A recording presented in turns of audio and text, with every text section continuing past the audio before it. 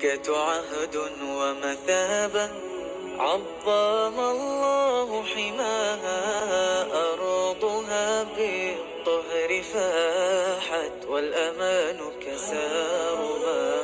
مكة عهد ومثابة، عظم الله حماها، أرضها بالطهر فاحت والأمان كسارها. منذ ذاك العهد كانت ملتقى كل إن الحمد لله نحمده ونستعينه ونستغفره ونعوذ بالله من شرور أنفسنا ومن سيئات أعمالنا. من يهده الله فلا مضل له ومن يضلل فلا هادي له، وأشهد أن لا إله إلا الله وحده لا شريك له، وأشهد أن محمدا عبده ورسوله. يا أيها الذين آمنوا اتقوا الله حق تقاته ولا تموتن إلا وأنتم مسلمون. يا أيها الناس اتقوا ربكم الذي خلقكم من نفس واحدة وخلق منها زوجها وبث منهما رجالا كثيرا ونساء، واتقوا الله الذي تساءلون به والأرحام إن الله كان عليكم رقيبا. يا أيها الذين آمنوا اتقوا الله وقولوا قولا سديدا يصلح لكم أعمالكم ويغفر لكم ذنوبكم، ومن يطع الله ورسوله فقد فاز فوزا عظيما. أما بعد، فإن خير الحديث كتاب الله، وخير الهدي هدي محمد صلى الله عليه وسلم، وشر الأمور محدثاتها، وكل محدثة بدعة، وكل بدعة ضلالة، وكل ضلالة في النار. أعوذ بالله السميع العليم من الشيطان الرجيم. بسم الله الرحمن الرحيم. يوم نقول لجهنم هل امتلأت وتقول هل من مزيد، وأزلفت الجنة للمتقين غير بعيد، هذا ما توعدون لكل أواب حفيظ. من خشي الرحمن بالغيب وجاء بقلب منيب، ادخلوها بسلام، ذلك يوم الخلود. وقال جل وعلا: بسم الله الرحمن الرحيم. وما هذه الحياة الدنيا إلا لهو ولعب، وإن الدار الآخرة لهي الحيوان لو كانوا يعلمون. وقال النبي صلى الله عليه وسلم: أفضل الصيام بعد رمضان شهر الله المحرم، وأفضل الصلاة بعد الفريضة صلاة الليل. سبحانك لا علم لنا إلا ما علمتنا إنك أنت العليم الحكيم. رب اشرح لي صدري ويسر لي أمري واحلل عقدة من لساني يفقهوا قولي. رب زدني علما، رب زدني علما، اللهم رب زدني علما وارزقني فهما، آمین.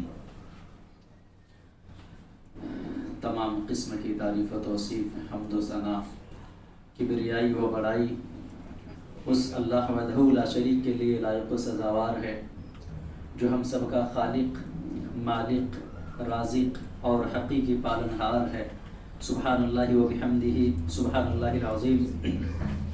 بعدہ انگنت و بے شمار درود و سلام نازل ہو ہمارے اور آپ کے آخری نبی، امام کائنات، سرور کونین، احمد مجتبیٰ محمد مصطفیٰ صلی اللہ علیہ وسلم پر، آپ کے آل پر، آپ کے اصحاب پر، اللہم صلی علی محمد وعلی آلہ واصحابہ وبارک وسلم علیہ۔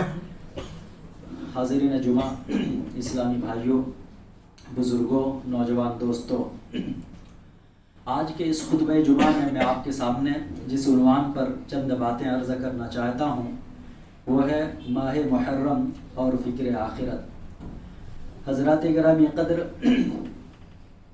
اللہ سبحانہ و تعالیٰ کا بے پایاں فضل و کرم اور احسان ہے کہ اللہ رب العالمین نے ہم کو اور آپ کو جماعت اہل حدیث سے منسلک رہنے کی توفیق بخشی ہے۔ آج اس دنیا کے اندر جتنے فتنے ہیں، چاہے وہ مذہب کے نام پر ہو، دین کے نام پر ہو، عقیدے کے نام پر ہو، اگر صحیح معنوں میں پوری دنیا کے اندر اگر کوئی جماعت حق کی ترجمانی کر رہی ہے، کوئی جماعت دنیا کے سامنے اسلام کی صحیح تصویر اور صحیح چہرہ پیش کر رہا ہے، تو اے اہل حدیثوں وہ آپ ہو، اے نوجوانوں وہ آپ کی جماعت ہے۔ اس پر اللہ تعالیٰ کا ہم کتنا بھی شکر ادا کریں وہ کم ہے۔ اس لیے آج کے اس ماہ محرم، آج یہ پہلی تاریخ ہے، جمعرات کی شام میں چاند دکھ گیا ہے، اس اعتبار سے اسلامی سال کا یہ پہلا مہینہ، حضرات محرم کا مہینہ جب آتا ہے تو ہم نے اور آپ نے یوں دیکھا ہوگا اشتہاروں میں، پیپروں میں، اخباروں میں، چینلوں میں، کہ ایسا محسوس ہوتا ہے کہ گویا محرم کا مہینہ یہ ماتم کا مہینہ ہے، محرم کا مہینہ غم کا مہینہ ہے، محرم کا مہینے میں خوشی منانے کا کوئی حق حاصل نہیں ہے، یوں محسوس ہوتا ہے۔ در حقیقت ایسا نہیں ہے۔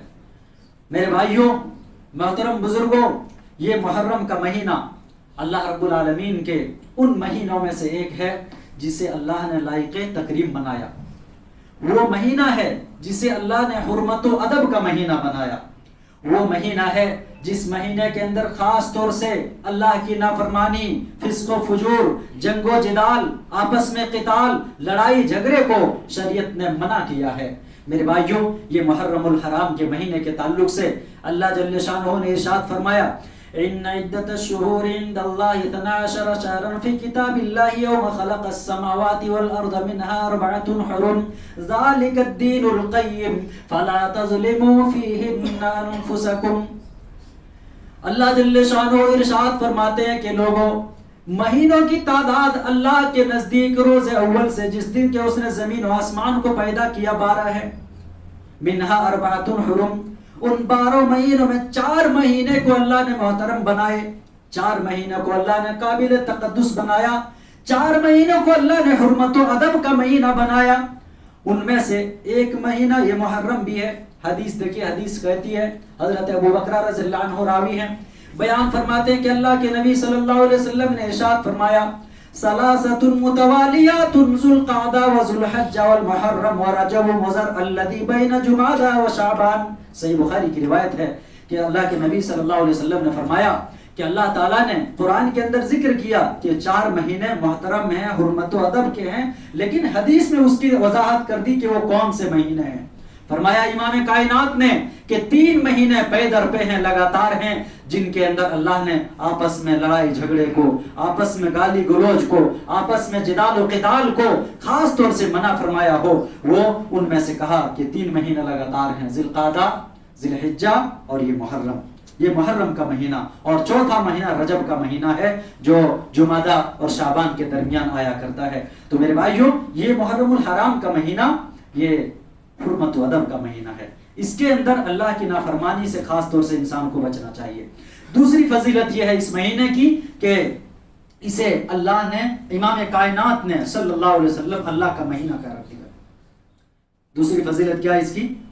کہ محرم یہ اللہ کا مہینہ ہے۔ سبحان اللہ، سارے مہینے، سارے دن اور رات اللہ رب العالمین کے ہیں، انہی نے بنائے ہیں، لیکن محرم الحرام کے مہینے کو امام کائنات صلی اللہ علیہ وسلم نے فرمایا شہر اللہ محرم، کہ محرم اللہ کا مہینہ ہوا کرتا ہے۔ حافظ ابن رجب حنبلی رحمت اللہ علیہ نے اس حدیث کی شرح میں انہوں نے لکھی ہے کہ سمى النبی صلی اللہ علیہ وسلم المحرم شہر اللہ، کہ اللہ کے نبی صلی اللہ علیہ وسلم نے محرم کو اللہ کا مہینہ قرار دیا.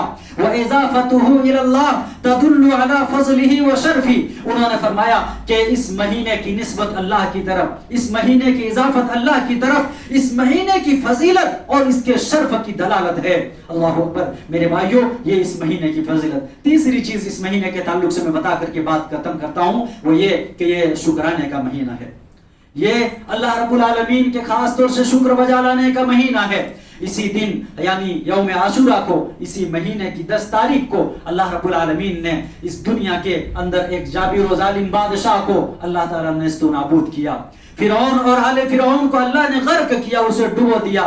چنانچہ حضرت موسیٰ علیہ السلام نے شکرن للہ, فصام موسیٰ علیہ السلام شکرن للہ, حضرت موسیٰ علیہ السلام نے اللہ تعالیٰ کی شکرانے کے طور پر اس دن روزہ رکھا. امام کائنات صلی اللہ علیہ وسلم کے پیارے صحابی حضرت عبداللہ بن عباس بیان فرماتے ہیں کہ جب مکہ سے چل کر مدینہ نبی آئے تو وہاں آپ نے دیکھا اہل کتاب کو روزہ رکھتے ہوئے. تو پوچھا گیا کہ کیوں یہ لوگ روزہ رکھتے ہیں؟ کہا گیا کہ یہ وہ دن ہے جس دن کے اللہ تعالیٰ نے فرعون اور آل فرعون کو غرق کیا. حضرت موسیٰ اور ان کی قوم کو ان کے ظلم و ستم سے نجات دی, تو شکرانے کے طور پر حضرت موسیٰ نے روزہ رکھا. امام کائنات صلی اللہ علیہ وسلم نے فرمایا فَأَنَا أَوْلَى بِمُوسَى مِنْكُمْ, کہ لوگوں میں تم سے موسیٰ سے زیادہ قریب تر ہوں. فَصَامَ النَّبِيُّ صلی اللہ علیہ وسلم, امام کائنات نے بھی روزہ رکھا اور فصام وامر بھی, اور اللہ کے نبی صلی اللہ علیہ وسلم نے اپنے صحابہ کو روزہ رکھنے کا حکم دیا. تو میرے بھائیوں, نبی اکرم صلی اللہ علیہ وسلم کا فرمان ہے افضل الصیام بعد رمضان شہر اللہ المحرم, کہ لوگوں اللہ تعالیٰ کو تو روزہ ویسے ہی بہت زیادہ محبوب ہے, نہایت ہی پسندیدہ ہے.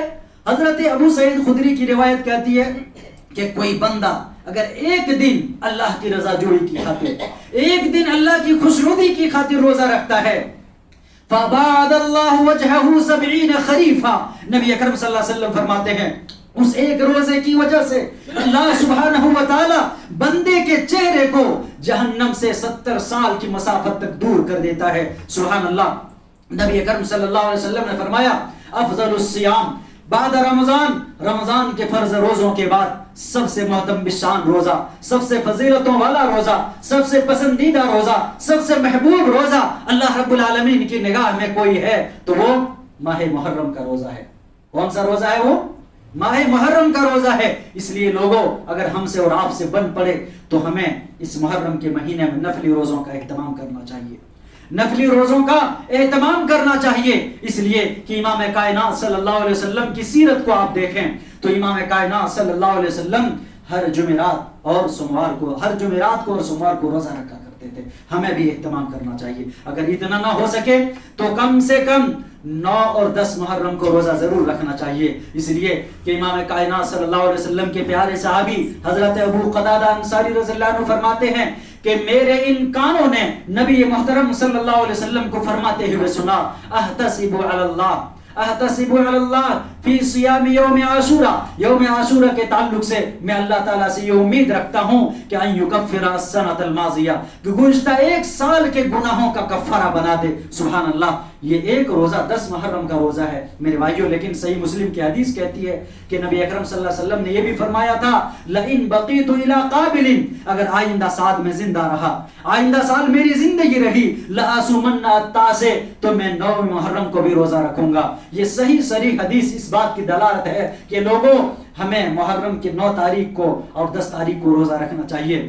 علامہ عبید اللہ رحمانی مبارک پوری رحمۃ اللہ علیہ نے اپنی کتاب مرآت کے اندر کہا یہ شہر محرم کے روزوں کے 3 مراتب بیان کیے ہیں. انہوں نے پہلا مرتبہ یہ بیان کیا کہ سب سے ادنا درجہ یہ ہے کہ صرف 10 تاریخ کو روزہ رکھا جائے. اس سے بڑھ کر درجہ یہ ہے کہ 10 کے ساتھ 11 کا روزہ رکھا جائے. اس سے بڑھ کر درجہ یہ ہے کہ 9 اور 10 کا روزہ رکھا جائے, اس لیے کہ اسی سلسلے میں زیادہ تر حدیثیں صحیح موجود ہیں میرے بھائیوں. اور اس کے بعد میں آخری بات بتاتا ہوں اور بات کو آگے بڑھاتا ہوں. یہ کہ چوتھی فضیلت اس مہینے کی یہ ہے کہ یہی اسلامی سال کی شروعات ہے. یہ اسلامی سال کا پہلا مہینہ ہے. اسی سال میں ہجرت کی ابتدا ہوئی اور صحابہ کرام نے مکہ چھوڑ کر مدینہ کی طرف ہجرت کی. میرے بھائیوں، تو اسلامی سال کی ابتدا جس سال سے ہو، اسلامی سال کی شروعات جس سال سے ہو، یہ اس کی امتیاز اور خصوصیت ہے. یہ 4 فضیلتیں ہیں. محترم حضرات، اب آپ کے سامنے چند باتیں میں وہ رکھنا چاہتا ہوں کہ دیکھیے، اللہ رب العالمین نے ہم کو اور آپ کو جو یہ زندگی دی ہے، تو کیا ہماری اور آپ کی زندگی کے متعلق اللہ تعالی ہم سے سوال کرے گا؟ نہیں کرے گا؟ کرے گا نہیں.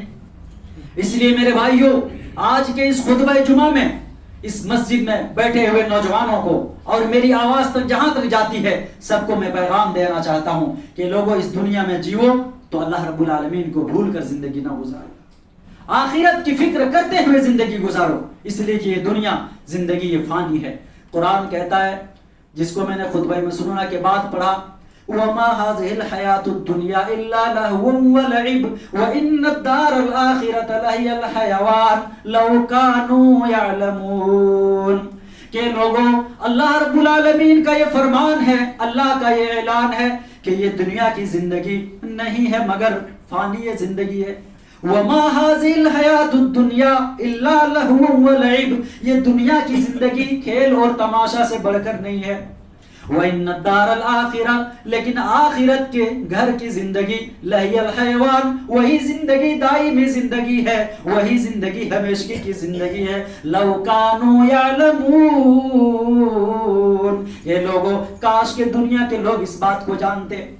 اگر دنیا کے لوگوں کو یہ معلوم پڑ جائے کہ دنیا کی زندگی یہ فانی ہے، دنیا کی زندگی یہ عارضی ہے، دنیا کی زندگی یہ ختم ہو جانی ہے، تو یقیناً اللہ کو بھول کر کے کبھی زندگی نہ گزارے گا.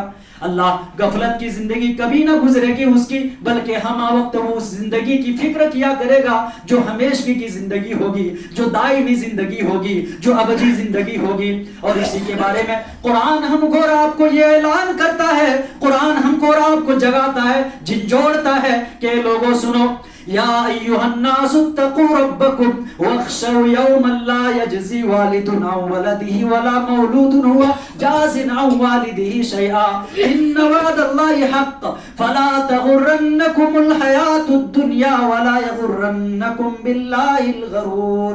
سورہ لقمان کی آیت نمبر 33 ہے. اللہ تعالیٰ فرماتا ہے، دیکھیے، یا ایھا الناس اتقوا ربکم، اے دنیا کے لوگوں، اے دنیا میں بسنے والے لوگوں، تم اپنے پروردگار سے ڈرو، تم اپنے پروردگار سے ڈرو. وَخْشَوْا یوما، اور اس دن کا خوف کھاؤ، اس دن سے خوف کرو جس دن کے باپ بیٹے کو فائدہ نہ پہنچا سکے گا. وَخْشَوْا یوما لا یجزی والد عن ولدہ، کہ جس دن باپ بیٹے کو کام نہ آئے گا، جس دن باپ بیٹے کو نفع نہ پہنچا سکے گا. وَلَا مَوْلُودٌ هُوَ جَازٍ عَنْ وَالِدِهِ شَيْئًا، اور نہ ہی بیٹا اپنے باپ کا کام آئے گا، بیٹے باپ کو فائدہ پہنچا سکے گا. إِنَّ وَعْدَ اللَّهِ حَقٌّ.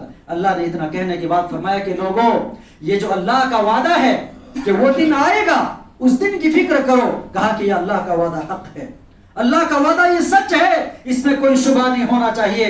آگے اللہ رب العالمین نے فرمایا، ان وعد اللہ حق فلا تغرنکم الحیات الدنیا.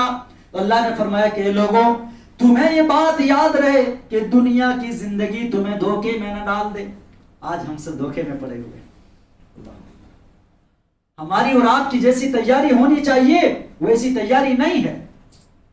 ہر انسان اپنے نفس کا محاسبہ کرے، ہر انسان دیکھے کہ ہم نے کیا کچھ اس کی تیاری کی ہے اور کتنا ہم اس تیاری میں ناکام ہیں.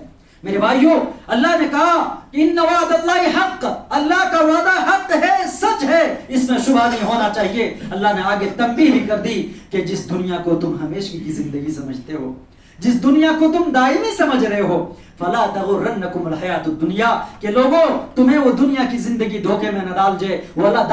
ولا یغرنکم باللہ الغرور، اور شیطان دھوکے باز، غرور کون ہے؟ وہی دھوکے باز جس نے ہمارے بابا کو بہکایا، جس نے انسانیت کے ابو الآبا جد امجد کو، حضرت آدم کو جس نے بہکایا. کہا کہ وہی تمہیں بھی دھوکے میں نہ ڈال دے، تمہیں وہ دھوکے میں ڈال کر کے آخرت جو تمہارا ہدف ہونا چاہیے، آخرت کی تیاری جو تمہارا اصل مقصد ہونا چاہیے. ہم کہاں سے آئے ہیں بولو؟ ہم جنت سے نکل کے آئے ہیں. اس دنیا میں بھیجا گیا کس لیے؟ کہ ہم پھر اس جنت کو پالیں.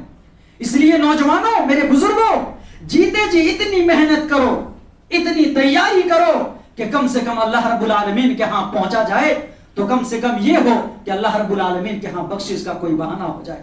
میرے بھائیو، ہمارا اور آپ کا کیا خیال ہے؟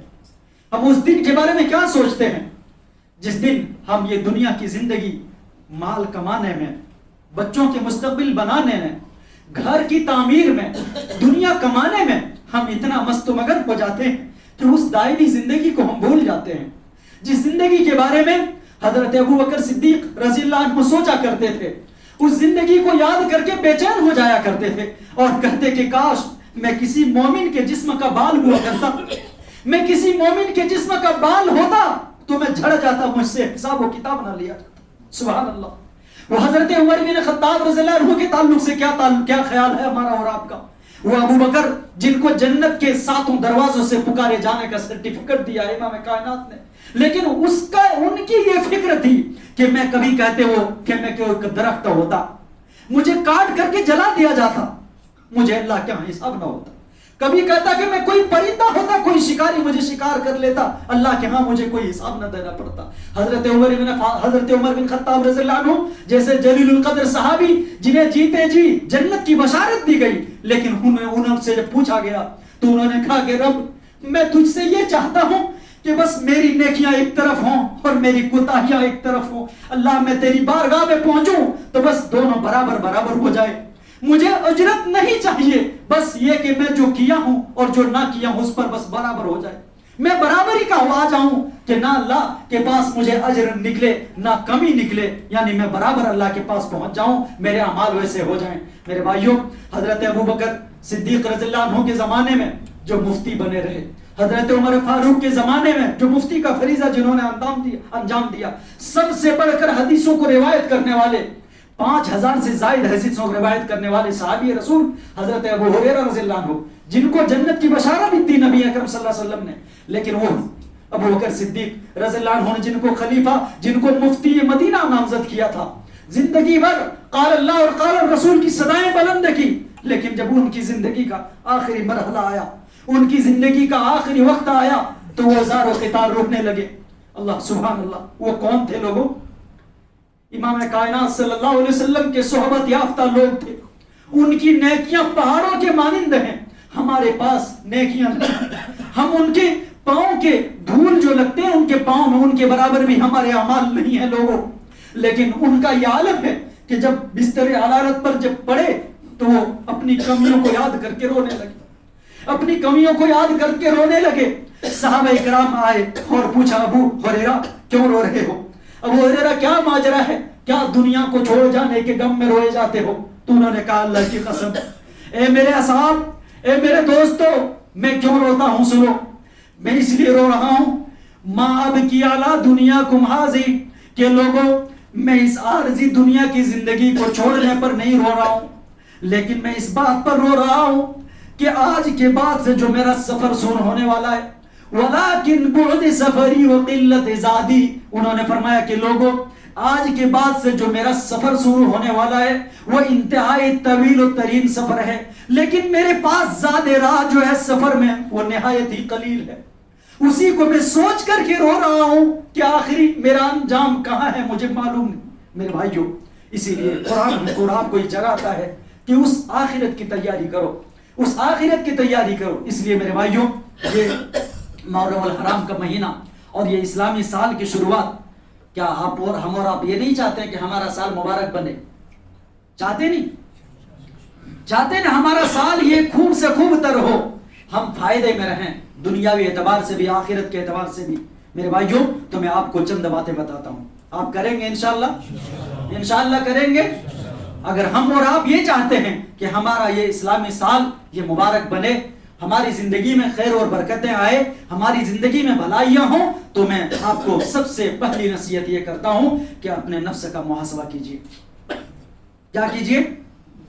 اپنے نفس کا محاسبہ کیجیے، اس کی جانچ اور پڑتال کیجیے، دیکھیے اپنے آپ میں کہ یہ کس قدر گناہوں کا رسیا ہوا ہے، کس قدر یہ رب کی نافرمانی میں لت پت ہوا ہے، کس قدر اس نے رب کی نافرمانی رات کی تاریکیوں میں کیا ہے، دن کے اجالوں میں کیا ہے، اس کو یاد کیجئے ایک طرف۔ دوسری طرف رب تعالیٰ کی عظمت کو یاد کیجئے، رب تعالیٰ کی پکڑ اور بڑائی کو یاد کیجئے، اور ان دونوں کو یاد کر کے جو چیز نکلتی ہے وہ یہ کہ ہم اپنی کمی کو دور کریں، اپنے اندر اچھائیاں پیدا کریں، ہم اپنے نفس کو گناہوں سے پاک و صاف کریں۔ اسی کو محاسبہ نفس کہا جاتا ہے، اسی کو تزکیہ نفس کہا جاتا ہے۔ اس لیے کہ قرآن کریم اٹھا کر دیکھیے، قرآن کہتا ہے قد افلح من تزکا، کہ وہ شخص فلاح پا گیا، اس نے کامیابی حاصل کر لی جس نے اپنے نفس کا تزکیہ کر لیا، جس نے اپنے نفس کو گناہوں سے، غلاظتوں سے، شرک و کفر کو، نفاق سے، ان ساری چیزوں سے اپنے آپ کو پاک کر لیا۔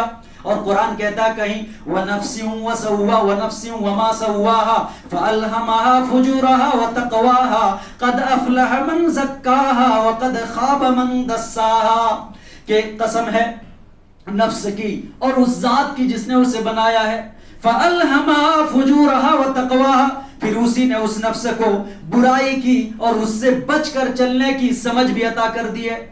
فَأَلْهَمَهَا فُجُورَهَا وَتَقْوَاهَا قَدْ أَفْلَحَ مَنْ زَكَّاهَا، اللہ نے فرمایا کہ وہ انسان فلاح پا گیا، وہ اس انسان نے کامیابی پا لی کہ جس نے اپنے نفس کو پاکیزہ بنا لیا، جس نے اپنے نفس کو غلاظتوں سے پاک و صاف کر لیا۔ وَقَدْ خَابَ مَنْ دَسَّاهَا، لیکن وہ انسان ناکام ہو گیا، وہ انسان نامراد ہو گیا جس نے اپنے نفس کو خاک آلود کیا۔ آگے قرآن کہتا ہے ہم اور آپ جنت میں جانا چاہتے ہیں، نہیں؟ جنت میں جانے کی شرطوں میں سے دل کا تزکیہ، نفس کی پاکیزگی اولین شرط ہے۔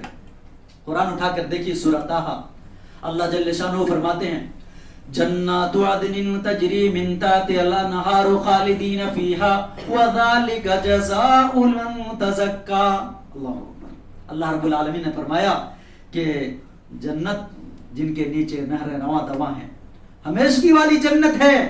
کہا یہ بدلہ ہے کس کا؟ جزاء من تزکا، کہ جس نے اس شخص کا بدلہ ہے جس نے اپنے آپ کا تزکیہ کیا، محاسبہ کیا۔ حضرت عمر فاروق رضی اللہ عنہ کہا کرتے تھے حاسبو قبل ان تحاسبو، کہ لوگوں اپنے آپ کا محاسبہ کرو، اپنے آپ کا حساب و کتاب کر لیا کرو، اس سے پہلے کہ تم سے حساب پوچھا جائے، اس سے پہلے کہ تم سے محاسبہ کیا جائے۔ حضرت علی بن ابی طالب رضی اللہ عنہ نے دنیا کی حقیقت اور دنیا کی بے ثباتی کو اجاگر کرتے ہوئے فرمایا ارتحلت الدنیا مدبرتن، کہ دنیا پیٹ پھیر کر آگے جا رہی ہے، ختم ہو رہی ہے دنیا۔ وارتحلت الآخرۃ مقبلتن، اور آخرت بڑی تیزی کے ساتھ ہمارے سامنے آ رہی ہے، اور اس دنیا کے بھی طلبگار ہیں اور آخرت کے بھی طلبگار ہیں۔ تو اے دنیا کے لوگوں فکونوا من ابناء الآخرہ، تم آخرت کے چاہنے والے بن جاؤ، تم دنیا کے طلبگار نہ بنو۔ اور امام کائنات صلی اللہ علیہ وسلم نے ایک حدیث پاک میں ارشاد فرمایا ان الدنیا حلوۃ خضرۃ وان اللہ مستخلفکم فیہا فینظر کیف تعملون۔ صحیح بخاری کی روایت ہے کہ لوگوں یہ دنیا کی رنگینی بڑی رنگین ہے، یہ دنیا کی بڑی حسینی بڑی حسین ہے، یہ دنیا کی خوبصورتی نہایت ہی خوبصورت ہے۔ کہا اللہ کے نبی صلی اللہ علیہ وسلم نے فرمایا کہ ان الدنیا حلوۃ خضرہ، یہ دنیا نہایت ہی سرسبز و شاداب ہے، بڑی شیریں ہے یہ دنیا۔ وَإِنَّ اللَّهَ مُسْتَخْلِفُكُمْ فِيهَا، اللہ تمہیں اس کا جانشی بناتا ہے، اللہ تمہیں اس کے اندر زندگی دیتا ہے، اللہ تمہیں اس کا خلیفہ بناتا ہے، جانشی بناتا ہے۔ کیوں؟ فَيَنْظُرُ كَيْفَ تَعْمَلُونَ، اے دنیا کے لوگوں تاکہ وہ رب دیکھے کہ تمہارا عمل کیسا ہے۔ فَيَنْظُرُ كَيْفَ تَعْمَلُونَ، کہ تم کیسے عمل کرتے ہو، یعنی دنیا کی زندگی ایسی گزارتے ہو کہ رب تعالیٰ کی نافرمانی میں یا رب تعالیٰ کی فرما برداری میں۔ دنیا کی زندگی تم کیسے گزارتے ہو یہ اللہ تم سے دیکھے گا۔ اللہ کے نے فرمایا فَاتَّقُوا الدُّنْيَا وَاتَّقُوا النِّسَاءَ، اے لوگوں تم دنیا میں مست ہو جانے سے، تو دنیا میں مگن ہو جانے سے ڈرتے رہنا۔ وَاتَّقُوا النِّسَاءَ، اور دیکھو عورتوں کے فتنے میں مبتلا ہونے سے تم بچتے رہنا۔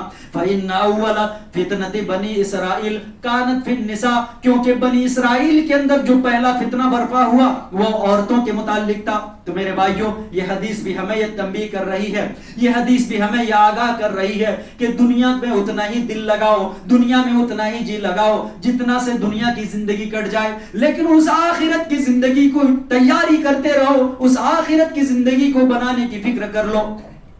اللہ کے نبی صلی اللہ علیہ وسلم کی خدمت میں ایک صحابی رسول حاضر ہوئے اور انہوں نے کہا کہ اللہ کے رسول صلی اللہ علیہ وسلم من افضل المومنین، کہا مومنوں میں سب سے بہتر کون ہے؟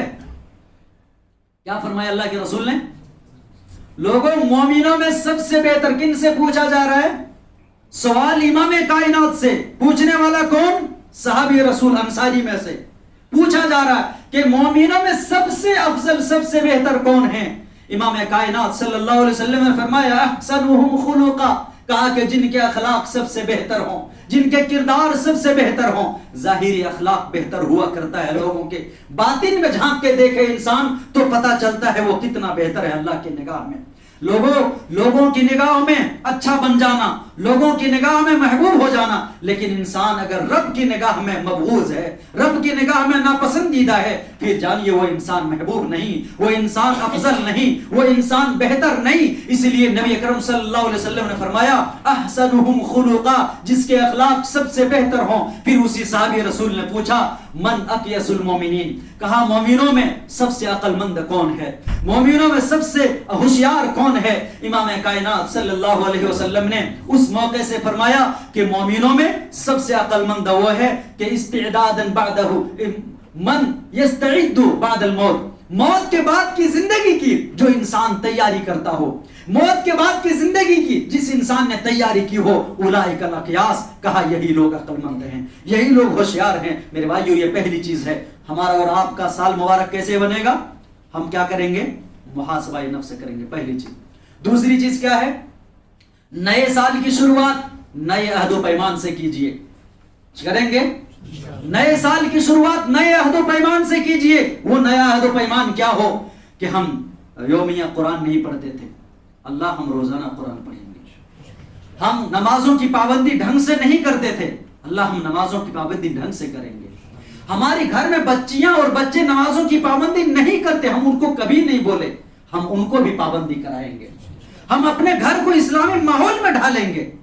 یہ عہد کر کے اٹھیے۔ اللہ تعالیٰ نے فرمایا الذین مکناہم فی الارض واقاموا الصلاۃ وآتوا الزکاۃ وامروا بالمعروف ونہوا عن المنکر وللہ عاقبۃ الامور۔ اللہ رب العالمین نے فرمایا کہ یہ وہ لوگ ہیں جن کو دنیا کے اندر قدرت دے دی جائے، دنیا کے اندر تمکنت حاصل کر دے دی جائے، تو یہ لوگ ہیں جو نمازوں کی پابندی کریں گے، زکوٰۃ ادا کریں گے، وَأَمَرُوا بِالْمَعْرُوفِ، نیکیوں کا حکم دیا کریں گے، برائیوں سے روکیں گے، وَلِلَّهِ عَاقِبَةُ الْأُمُورِ، اور تمام چیز کا انجام جو ہوگا اللہ کے ہاتھ میں ہے۔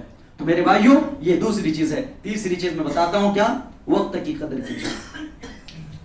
ہم اور آپ کامیاب چاہتے ہیں تو وقت کی قدر کیجئے۔ آج نوجوانوں میں، خصوصاً ہمارے مسلم نوجوانوں میں، ایک بڑا طبقہ نوجوانوں کا سوشل میڈیا پہ دیکھیے پورا دن رات لگے رہتے، ٹائم اسی میں گنواتے ہیں۔ کیا ہم نے اور آپ نے یہ سوچا ہے کہ اللہ تعالیٰ کے ہاں محاسبہ نہیں ہوگا؟ وقت سونے سے بڑھ کر قیمتی ہے۔ جو وقت گزر جاتا ہے انسان کی زندگی میں وہ اس کے پاس پھر نہیں آتا۔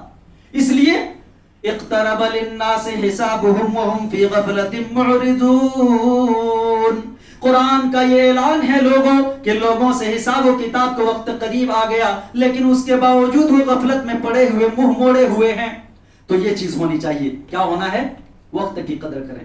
اللہ کے نبی صلی اللہ علیہ وسلم کے پیارے صحابی بیان فرماتے ہیں، حضرت عبداللہ بن مسعود رضی اللہ عنہ راوی ہیں کہ اللہ کے نبی صلی اللہ علیہ وسلم نے ایک موقع سے ارشاد فرمایا لا تزول قدم ابن آدم یوم القیامت من عند ربه حتی یسأل عن خمس۔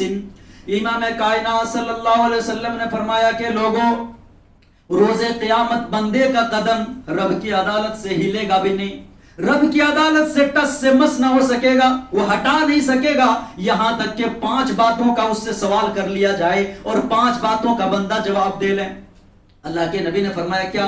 کان عمرہ فیما افنا، کہ عمر تو نے کیسی گزار دی؟ کیا سوشل میڈیا پہ، ٹویٹر ہینڈل پہ، فیس بک پہ، کہاں تو نے اپنے وقت کو گنوائی ہے؟ اس کا آج مجھے حساب چاہیے، اس لیے کہ میں نے تمام چیزوں میں تمہیں زندگی عطا کی تھی، تمام چیزوں میں تمہیں زندگی دی تھی۔ تبارک الذی بیدہ الملک وہو علی کل شیء قدیر الذی خلق الموت والحیاۃ لیبلوکم ایکم احسن عملا، موت اور زندگی اسی نے بنائی ہے تاکہ وہ جانچ لے کہ تم میں عمل کے اعتبار سے بہتر کون ہے۔ تو اللہ کے نبی نے فرمایا کہ ان عمره فيما افنى، کہ عمر اس نے کیسے گنوا دی، وعن شبابه فيما ابلى، اور جوانی کے بارے میں خاص سوال ہونے والا ہے. لوگوں عبادتوں میں بڑھاپے کی عبادت سے بڑھ کر اللہ کو پسند جوانی کی عبادت ہے. جوانی کی عبادت ہے اللہ کو زیادہ پسند. تو نبی فرماتے ہیں دوسرا سوال ہوگا تو نے جوانی کیسے گنوا دی، کہاں گزار دی تو نے جوانی کو. اور اس کے بعد پھر فرمایا، نبی فرماتے ہیں کہ وہ مالہ من این اکتسبہ وفیما انفقہ، کہ مال کیسے کمایا، حلال طریقے سے یا حرام طریقے سے. دینا تو مجھے ہی تھا، تو نے راستہ کون سا اختیار کیا. دیکھو حلال طریقہ اپناؤ گے پھر بھی اللہ نوازیں گے، حرام طریقہ اپناؤ گے پھر بھی تمہیں ملے گی وہ چیز. تو رب فرماتے ہیں کہ وہاں نبی فرماتے ہیں کہ اللہ تعالیٰ پوچھے گا تو نے کہاں سے کمایا اور پھر کہاں خرچ کیا. وَمَاذَا عَمِلَ فِيمَا عَلِمَ، اور تو نے جو کچھ علم جانا، جو کچھ تو نے قرآن و سنت کی تعلیمات تم تک پہنچی اس پر کہاں تک تو نے عمل کیا ہے. یہ پانچوں باتوں کا جب تک سوال جواب نہ دے لے انسان کا قدم وہاں سے ہٹے گا نہیں. اس لیے وقت کی قدر کرو. یہ تیسری چیز تھی. اور چوتھی چیز میں بتا کر کے بات ختم کرتا ہوں، وہ یہ کہ آخرت کی فکر میں زندگی لگاتے رہیے، آخرت کی تیاری کرتے رہیے. یہ چاروں چیز اگر ہم کریں گے تو انشاءاللہ ہمارا یہ سال مبارک بنے گا، ہمارا یہ سال بہتر ہوگا، ہمیں دنیا بھی ملے گی اور آخرت بھی ہماری بنتی رہے گی. اس لیے اللہ رب العالمین نے قرآن کریم کے اندر ارشاد فرمایا اذا زلزلت الارض زلزالها واخرجت الارض اثقالها وقال الانسان ما لها يومئذ تحدث اخبارها بان ربك اوحى لها، کہ لوگوں اس دن کی تیاری ہونی چاہیے جس دن کے زمین جھنجھوڑ دی جائے گی، پوری طریقے سے زمین ہلا دی جائے گی. پوری طریقے سے زمین ہلانے کے بعد واخرجت الارض اثقالها، اور زمین سے ساری چیزیں باہر نکال پھینکے گی. وقال الانسان ما لها، زمین کو ہلتا دیکھ کر، زمین ساری چیزوں کو اگلتا دیکھ کر انسان کہے گا کہ اس زمین کو کیا ہو گیا ہے. وقال الانسان ما لها يومئذ تحدث اخبارها، اس دن زمین ساری خبریں بیان کر دے گی. سبحان اللہ، زمین ساری خبریں بیان کر دے گی. مفسرین نے لکھا کہ اگر زمین کے اوپر جس نے جس جگہ پہ کوئی نافرمانی کی ہوگی، کوئی جرم کیا ہوگا، وہ زمین بولے گی اللہ تعالیٰ کے پاس کہ رب تیرے فلاں بندے نے، تیری فلاں بندی نے میرے اس زمین پر کھڑ کے اس نے یہ کام کیا تھا. سبحان اللہ. بولو بتاؤ کیا جواب ہوگا ہمارا، کہاں بھاگ پائیں گے وہاں ہم، اللہ یہ کہ اللہ کی مرضی. میرے خیال سے خطبہ جمعہ کا وقت ختم ہو گیا ہے. میں نے کیا بتایا، 4 فضائل محرم سے اور 4 چیزیں ہم نے سال کو مبارک بنانے سے. پہلی چیز میں نے کیا بتائی کہ ہم محاسبہ کریں گے نفس کا، نیا عہد و پیمان کریں گے، اس وقت کی قدر کریں گے، آخرت کی فکر میں زندگی گزاریں گے. اللہ رب العالمین سے دعا کرتا ہوں رب العالمین ہم تمام لوگوں کے نیکیوں کو قبول فرما. اے اللہ دنیا و آخرت میں ہم سب کو کامیابی نصیب فرما. اے اللہ ہماری کمیوں اور کوتاہیوں کو معاف فرما. اے اللہ جو بیمار ہیں تو انہیں شفاء کاملہ واجلہ نصیب فرما. اے اللہ ہمارے نوجوانوں کو خوب ترقی عطا فرما. اے اللہ حلال کمانے کی توفیق دے. اے اللہ حرام کمانے اور حرام کھانے سے بچنے کی توفیق نصیب فرما. اے اللہ جو ہمارے رشتہ دار آج دنیا میں نہیں ہیں اللہ انہیں کروڑ کروڑ جنت نصیب فرما دے. اللہ بال بال مغفرت فرما دے. آمین. وآخر دعوانا الحمدللہ رب العالمین وصلی اللہ علی نبینا محمد وعلی آلہ وصحبہ اجمعین. والسلام علیکم ورحمۃ اللہ وبرکاتہ.